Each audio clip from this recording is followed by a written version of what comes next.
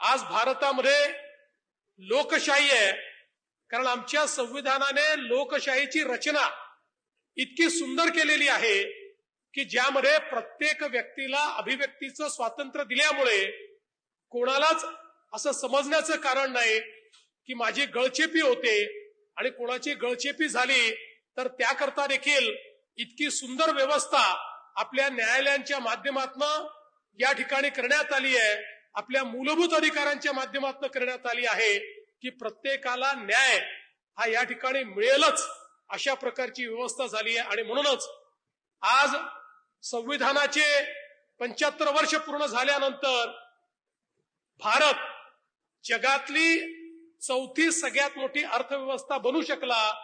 याचं कारण काय हे ज्यावेळी देशाचे प्रधानमंत्री माननीय मोदीजींना विचारलं त्यावेळी त्यांनी सांगितलं की याच्या पाठीमागे सगळ्यात मोठी शक्ती जर कुठली असेल तर ती भारतीय संविधानाची शक्ती आहे।